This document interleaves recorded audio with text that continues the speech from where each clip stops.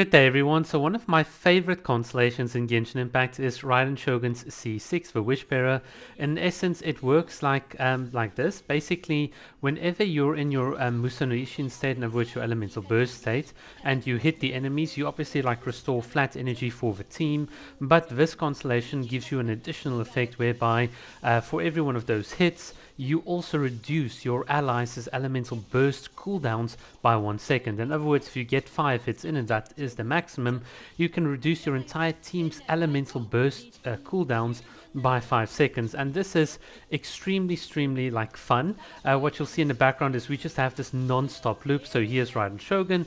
She hits the enemies for about 5 seconds and so on. She swaps off the field. Now we can use our elemental burst with Sucrose.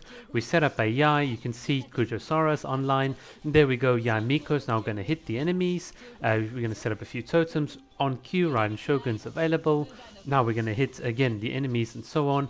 And every time we hit these enemies, every single party member's elemental burst cooldowns are sort of being reset. You can see Kujosara is already online. You won't be able to do this with an ordinary Raiden Shogun, but it's just so satisfying because it allows you to do this continuous loop, and it just really is so much fun. Playing on this account and playing on my other account, you can notice the difference. There's a certain smoothness that's lacking, and it's just due to this constellation being present. You often find yourself waiting for elemental bursts to come up online, and I think the biggest selling point of something like this is precisely in an event where you've got the scoring based system, where you've got loads and loads of enemies, because here you can just non-stop attack, and it really does favor burst heavy characters like Yae Miko and Kujosara, which just gives a ton of burst damage, and then they want to sort of go off the field. So this is something that doesn't really work well with, let's say, a character like Eula,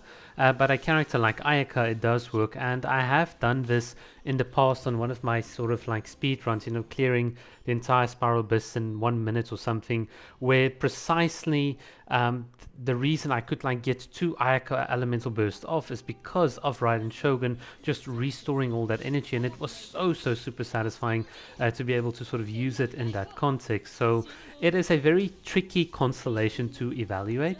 It's certainly a tricky one to get value out of. There are situations, for instance, if the enemy inflicts slowing waters and so on, where it's just going to straight up make life a lot better, especially for your low cost elemental burst characters, but for your high elemental burst character cost, it does make the life a lot smoother. So how does this constellation actually work? Is it just about the cooldown reduction? Well, not really, because Raiden Shogun, after exiting her elemental burst, gives the entire party, excluding herself of course, a 20% attack bonus, and that is really cool. And of course, if you now combine that with her E ability, your allies get a lot more elemental burst damage. This is what makes her the queen of elemental burst and energy recharge. This is really what makes the Shogun so strong. And I think a lot of people unfortunately neglect the support side of Raiden Shogun. They often just talk a bit about the damage, but the support is there, because increasing elemental burst damage, increasing attack with her constellation, having Yae Miko increase electro damage bonus, having Sucrose straight the enemy's resistance, just gives you access to so many more multipliers in the Genshin Impact damage equation. Now you've got Kujosara that just adds more attack, or if we swap out Sucrose, we can then use the Dendro Traveler, which you'll see in just a bit, and this just allows you to have an extremely cracked aggravate team.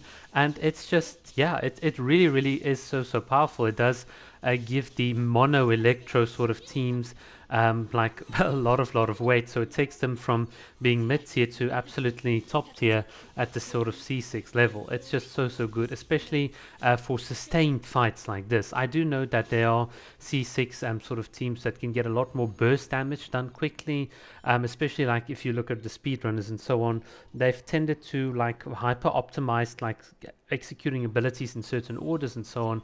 But when it comes to a sustained scoring based system like this this team is really so powerful because it's just non-stop. You just get so much more damage out, and there's obviously a certain limit to how much damage you can put on the field. So for instance, if you had to use something like, let's say, your child or Totaglia, whatever international team, whilst it's a good team and so on, there is going to be a cap. You can set up the big, like, sort of vaporize with child and whatever, but once that's done, it's kind of done and it's on cooldown, and your other sustain is not going to be able to keep up with, let's say, a team like this in an extended period. And that's just what makes it like so cool. Is this like the top meta team from a C6 perspective? Probably not. There are probably other teams, but is it smooth? Is it fun to play? Yeah, it is extremely fun to play. And one of the other great things about it is you almost have unlimited range, so you're not like stuck with a Bennett ult that's going to be sort of placed down at one spot, because Kujo Sora can effectively demand you, or like give you a buff on demand wherever you are on the field, which is like really cracked. Yae Miko's totems hit everywhere on the field, and I think Raiden herself can move and snap to enemies so fast. It's just so cool. You're really not limited to your positioning, and of course if you look at someone like the Traveler, obviously they've got like a static Dendro sort of application, so if there were in future some sort of Dendro character that can apply Dendro wherever you go, with a very high consistent uptime and a bit of healing with constellations, well, you're gonna have such a good fun crack team. And I hope Hoyoverse does give us such a character in the next few weeks and so on, because I'd be really happy to add such a character to this team.